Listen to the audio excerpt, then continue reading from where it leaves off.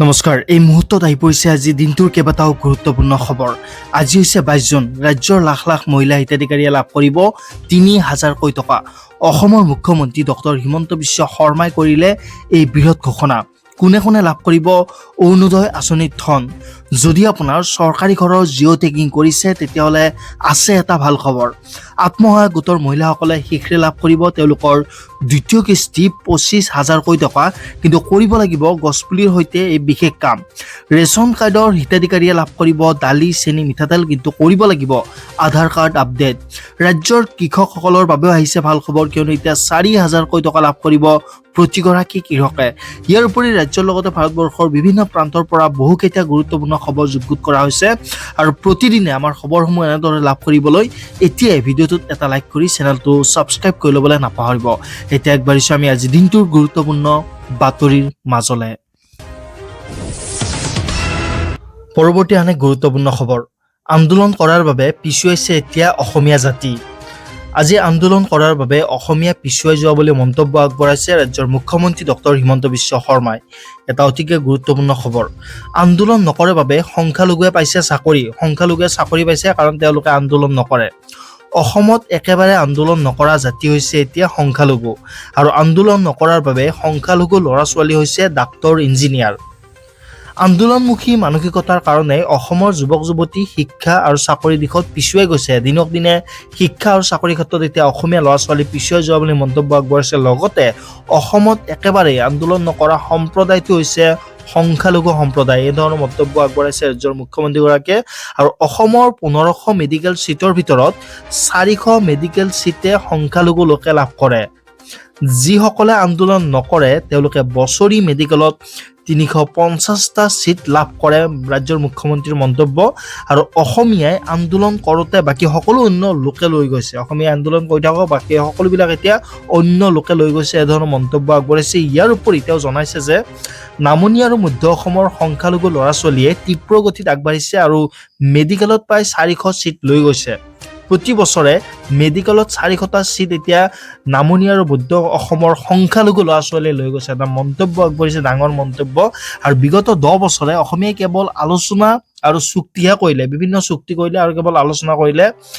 Medical ইঞ্জিনিয়াৰিঙত অসমীয়াৰ ল'ৰা ছোৱালীৰ সংখ্যা কম বুলিও মন্তব্য কৰা পৰিলক্ষিত হৈছে মুখ্যমন্ত্ৰীগৰাকীয়ে। আৰু এনেকৈ হ'লে অসমীয়া জাতিৰ বৰ পীড়া অন্য জাতিয়ে লৈ যাব। এক খুবেই ভয়ংকৰ খবৰ, ভয়ানক খবৰ জনাইছে যে দিনক দিনে মেডিকেল আৰু ইঞ্জিনিয়াৰিং কলেজসমূহত এতিয়া সংখ্যালঘু ছাত্ৰ ছাত্ৰীসকলে তীব্ৰ গতিত আগবাঢ়ি গৈছে আৰু তেওঁলোকে চিটসমূহ দখল কৰিছে, তেওঁলোকে লাভ কৰিছে। আৰু অসমীয়া ল'ৰা ছোৱালীসমূহে কেৱল মাত্ৰ আন্দোলন আৰু চুক্তি আলোচনা এইবোৰ কৰোঁতেই তেওঁলোকে পিছুৱাই গৈছে এইসমূহ দিশত। আৰু এনেদৰে অসমৰ আন্দোলন সংস্কৃতিক লৈ মুখ্যমন্ত্ৰীগৰাকীয়ে এই ধৰণৰ ডাঙৰ মন্তব্য কৰা দেখা গ'ল। আৰু প্ৰক্ৰিয়াটোত শুনক তেওঁ কি ধৰণে ক'লে, কি কাৰণত ক'লে বা কি বুলি ক'লে, শুনক আপোনালোকে এই মন্তব্য। আন্দোলনমুখী মানসিকতাৰ কাৰণে আজি আমি অসমৰ প্ৰজন্মসমূহে, আমি জাতিবিলাকে লাহে লাহে লাহে লাহে আমি শিক্ষাৰ দিশখনত পিছুৱাই গৈছো, চাকৰিৰ দিশখনত পিছুৱাই গৈছো। আৰু যিসকলে একো আন্দোলন নকৰে তেওঁলোকে ৩৫০ মেডিকেল চিট প্ৰত্যেক বছৰে পায়। অসমত আটাইতকৈ কোনে আন্দোলন নকৰে? সংখ্যালঘুসকলে আন্দোলন নকৰে। আৰু আজি অসমৰ ১৫০০ মেডিকেল চিটৰ ৪০০ মেডিকেল চিট তেওঁলোকে পায়। কাৰণ আমাৰ আধা সময় আন্দোলনত যায়, আমাৰ আধা সময় আন আন কামত যায়। আমাক দেখি আমাৰ নতুন চামেও তাক কৰিব আৰম্ভ কৰে। সেইকাৰণে আমি ছুপাৰ 50ৰ দৰে সন্মিলনীৰ পৰা যি পইচা পাওঁ, সেই পইচাৰে চুতীয়া ছাত্ৰ সন্থাই ছুপাৰ 50ৰ দৰে অনুষ্ঠান গঢ় দিয়ক, আমিও সহযোগিতা কৰিবলৈ নহয়। চুতীয়া জাতিয়ে প্ৰতিজ্ঞা কৰিছে যে প্ৰতি বছৰে ৫০জন ডক্তৰ আমি নিৰ্মাণ কৰিম। এনে সংকল্পৰ বীজ আমি ৰোপণ কৰিব লাগিব। মই যোৱা 10টা বছৰৰ অভিজ্ঞতা কৈছো যে আমি আন্দোলন কৰোঁতে বাকী কামখিনি আমি নিৰ্দিষ্ট মানুহবিলাকে লাহে লাহে আমাৰ পৰা লৈ গৈ আছে। এইবাৰ যেতিয়া মেডিকেলৰ ৰিজাল্ট ওলাব, মই প্ৰতিটো জাতি জনগোষ্ঠীকে ৰিজাল্ট চিটখন দিম, যাতে আমি বুজি পাওঁ যে আমি ক'ত থিয় হৈ আছো। আৰু আপোনালোকে যদি চাই, মই এটাও ডাঙৰ কৰি পোৱা নাই। ৩৫০ৰ পৰা ৪০০ মেডিকেল চিট অকল আজিৰ দিনত নামনি অসম আৰু মধ্য অসমৰ সংখ্যালঘু সম্প্ৰদায়ৰ ল'ৰা ছোৱালীয়ে লৈ গৈ আছে, কাৰণ তেওঁলোকক বেকআপ দিবৰ কাৰণে আজমলৰ দৰে ডাঙৰ ডাঙৰ কোচিং চেণ্টাৰ খুলিছে। আজমল হওক, USDM হওক, প্ৰায় 10টা কোচিং ইনষ্টিটিউট তেওঁলোকৰ ল'ৰা ছোৱালীক বেকআপ দিবৰ কাৰণে নিৰ্মাণ হৈছে। আমাৰ ল'ৰা ছোৱালীক বেকআপ দিবৰ কাৰণে একো হোৱা নাই। আমি আলোচনা কৰি আছো, আমি চুক্তি কৰি আছো, আমি যোৱা 10 বছৰ এই কামবিলাক কৰি আছো, কিন্তু মেডিকেলত পঢ়া ল'ৰাৰ সংখ্যা বঢ়া নাই, ইঞ্জিনিয়াৰিঙত ল'ৰাৰ সংখ্যা বঢ়া নাই, ACSত ল'ৰাৰ সংখ্যা বঢ়া নাই। আৰু যেতিয়া একো নাবাঢ়ে তেতিয়া মুখ্যমন্ত্ৰীক আহি কম যে 2টা আমাক কোটা দি দিয়ক। মই ভাবো যে তেনেকে হলে আমি জাতিটোৰ বৰ ক্ৰীড়াখনো আমাৰ মাজৰ পৰা কোনোবাই লৈ যাব। সেইকাৰণে আজিৰ এই অনুষ্ঠানত মই আহ্বান জনাম, বাকী সকলো কৰি থাকক, কিন্তু লগত যে আমাৰ চোকা ল'ৰাখিনিক আইডেন্টিফাই কৰি প্ৰতি বছৰে ACSত 10জন আমি প্ৰশাসনিক বিষয়া কৰিম, 50টা মেডিকেলত ল'ৰা ছোৱালীক আমি চিট দিবৰ কাৰণে প্ৰচেষ্টা কৰিম, 20টা ইঞ্জিনিয়াৰ কৰিম, 2জন IITত যাব, 50জন পলিটেকনিকত পঠাম। এইখিনি যদি আমি গোটেই কেইটা জাতীয় অনুষ্ঠানে লগ হৈ কৰিব পাৰো, আমাক কোনেও ৰখাব নোৱাৰে। আন্দোলনমুখী মানসিকতাৰ কাৰণে আজি আমি অসমৰ প্ৰজন্মসমূহে আমি জাতিবিলাকে লাহে লাহে লাহে লাহে আমি শিক্ষাৰ দিশখনত পিছুৱাই গৈছো, চাকৰিৰ দিশখনত পিছুৱাই গৈছো। আৰু যিসকলে একো আন্দোলন নকৰে তেওঁলোকে 350 মেডিকেল চিট প্ৰত্যেক বছৰে পায়। অসমত আটাইতকৈ কোনে আন্দোলন নকৰে? সংখ্যালঘুসকলে আন্দোলন নকৰে। আৰু আজি অসমৰ 1500 মেডিকেল চিটৰ 400 মেডিকেল চিট তেওঁলোকে পায়। কাৰণ আমাৰ আধা সময় আন্দোলনত যায়, আমাৰ আধা সময় আন আন কামত যায়, আমাক দেখি আমাৰ নতুন চামেও তাক কৰিব আৰম্ভ কৰে। সেইকাৰণে আমি সুপাৰ 50 দৰে সন্মিলনীৰ পৰা যি পইচা পাওঁ, সেই পইচাৰে চুতীয়া ছাত্ৰ সন্থাই সুপাৰ 50 দৰে অনুষ্ঠান গঢ় দিয়ক, আমিও সহযোগিতা কৰিম বোলে নহয়। চুতীয়া জাতিয়ে প্ৰতিজ্ঞা কৰিছে যে প্ৰতি বছৰে 50জন ডক্তৰ আমি নিৰ্মাণ কৰিম। এনে সংকল্পৰ বীজ আমি ৰোপণ কৰিব লাগিব। মই যোৱা 10টা বছৰৰ অভিজ্ঞতা কৈছো যে আমি আন্দোলন কৰোতে বাকী কামখিনি আমি নিৰ্দিষ্ট মানুহবিলাকে লাহে লাহে আমাৰ পৰা লৈ গৈ আছে। এইবাৰ যেতিয়া মেডিকেলৰ ৰিজাল্ট ওলাব, মই প্ৰতিটো জাতি জনগোষ্ঠীকে ৰিজাল্ট চিটখন দিম, যাতে আমি বুজি পাওঁ যে আমি ক'ত থিয় হৈ আছো।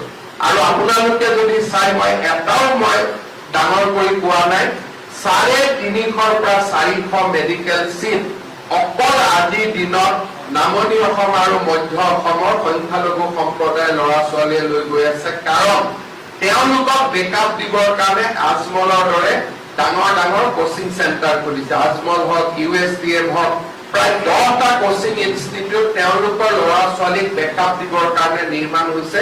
আমাৰ ল'ৰা ছোৱালীক বেকআপ দিবৰ কাৰণে একো হোৱা নাই।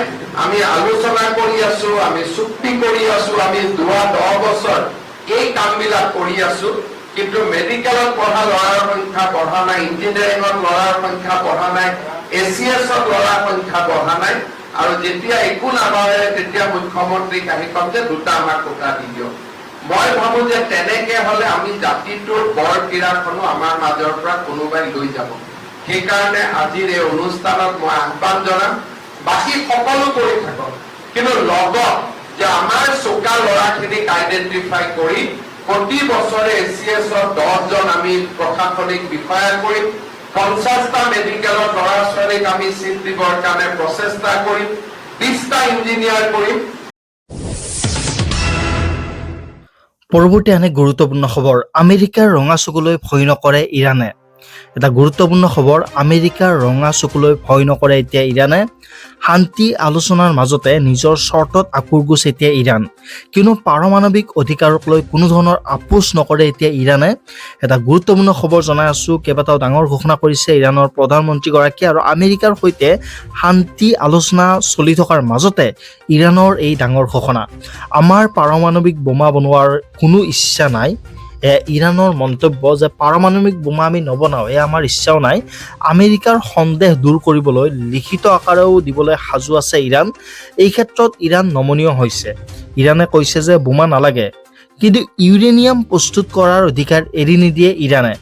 যি ইউৰেনিয়ামৰ জৰিয়তে এটম বম প্ৰস্তুত কৰা হয় আৰু চুক্তিৰ সকলো চৰ্ত ইৰাণৰ পক্ষত থকা বুলি দাবী কৰা হৈছে এতিয়া ইৰাণে আৰু এনেদৰে এতিয়া এক প্ৰকাৰ আমেৰিকাক ৰঙা চকু দেখুৱাইছে এতিয়া ইৰাণে। ইয়াৰ লগতে কাটাৰত আবদ্ধ হৈ থকা $6 বিলিয়ন অৱশেষত ঘূৰাই পাব ইৰাণে। যুদ্ধৰ বাবে $6 বিলিয়নকৈ ফ্ৰিজ হৈ আছিলে ইৰাণৰ, এতিয়া যুদ্ধ সামকতাৰ লগে লগে সেই টকা লাভ কৰিব, উভতাই পাব। ইয়াৰ লগতে আন ফ্ৰিজ হৈ থকা ধন মুকলি আৰু তেল বিক্ৰীৰ অনুমতি বিচাৰি ইৰাণে প্ৰয়াস অব্যাহত ৰাখিছে। মূল বৈঠকৰ পূৰ্বে আমেৰিকাৰ উপ-ৰাষ্ট্ৰপতি জেডি ভেন্স আৰু পাক প্ৰধানমন্ত্ৰীৰ বিশেষ আলোচনাত মিলিত হৈছে। ইয়াৰ সমান্তৰালকৈ এই গুৰুত্বপূৰ্ণ কূটনৈতিক প্ৰক্ৰিয়া সফল হোৱাটো বিচাৰি আছে আন্তৰ্জাতিক পাৰমাণৱিক এজেন্সীয়ে। আন্তৰ্জাতিক যিসমূহ পাৰমাণৱিক এজেন্সী আছে এই প্ৰক্ৰিয়াটো সফল হোৱাটো এই এজেন্সীসমূহে বিচাৰি আছে। আৰু যোৱা বছৰৰ আক্ৰমণৰ সময়ত ইৰাণৰ ওচৰত 440 কিলোগ্ৰাম ইউৰেনিয়াম আছিল বুলিও তথ্য ইতিমধ্যে লাভ কৰিছে বিভিন্ন চোৰাংচোৱাৰ জৰিয়তে। কিন্তু তাৰ পূৰ্বে ইৰাণে আমেৰিকাক পোনপটীয়াকৈ কৈছে যে পাৰমাণৱিক বোমাৰ ক্ষেত্ৰত আপোনালোকৰ আপত্তি আছিল, সেই গতিকে আমি পাৰমাণৱিক বোমা তৈয়াৰ নবনাওঁ, কিন্তু ইউৰেনিয়ামৰ ক্ষেত্ৰত আমি আপোচ নকৰোঁ। ইয়াক লৈ এতিয়া কঠোৰ হৈছে ইৰাণ।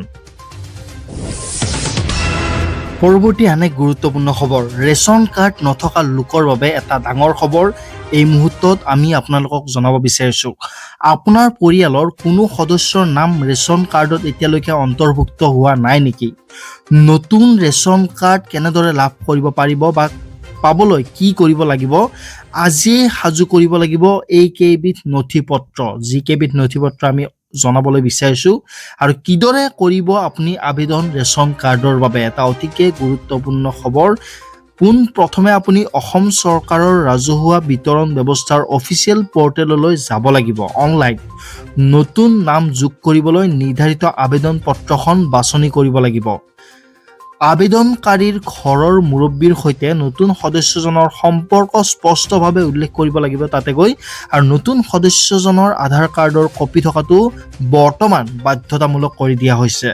সদস্যজনৰ জন্মৰ প্ৰমাণপত্ৰ বা ভোটাৰ পৰিচয় পত্ৰৰ প্ৰয়োজন হ'ব এই ক্ষেত্ৰত। আৰু যদি কোনো মহিলা বিয়া হৈ ঘৰলৈ আহিছে তেন্তে তেওঁৰ আগৰ ৰেচন কাৰ্ডৰ পৰা নাম কৰ্তন কৰিব লাগিব। পৰিয়ালৰ মূল ৰেচন কাৰ্ডখনৰ এটা ফটোকপি আবেদনৰ সৈতে জমা দিব লাগিব আৰু আবেদন পত্ৰখনত নতুন সদস্যৰ নাম, বয়স আৰু পিতৃ মাতৃৰ নাম শুদ্ধকৈ লিখিব লাগিব। পৰিয়ালৰ মুৰব্বীৰ শেহতীয়া পাছপোৰ্ট সাইজৰ ফটো এখনৰ প্ৰয়োজন হ'ব এই ক্ষেত্ৰত আপোনালোকৰ, আৰু সকলো নথিপত্ৰ শুদ্ধকৈ সংলগ্ন কৰি আপুনি ওচৰৰ যোগান বিভাগৰ কাৰ্যালয়ত জমা দিব পাৰে।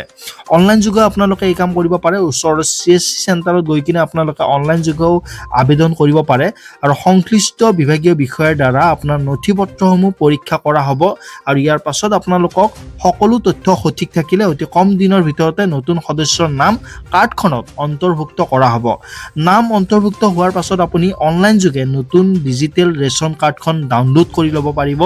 ক'তো যাব নালাগে, নতুন অনলাইন ৰেচন কাৰ্ডখন থাকিলেই হ'ল, হাৰ্ড কপিটোত বহীটো নহ'লেও কথা নাই। আৰু এনেদৰে আপোনালোকৰ যদি পৰিয়ালৰ কোনো সদস্য যদি এতিয়ালৈকে নাম অন্তৰ্ভুক্ত হোৱা নাই, যদি আপুনি বিচাৰি আছে নাম কেনেদৰে অন্তৰ্ভুক্ত কৰিম, তেনেহ'লে আপোনালোকে এই প্ৰক্ৰিয়া অৱলম্বন কৰি আপোনালোকৰ পৰিয়ালৰ সদস্যগৰাকীৰ নাম ৰেচন কাৰ্ডত অন্তৰ্ভুক্ত কৰিব পাৰিব।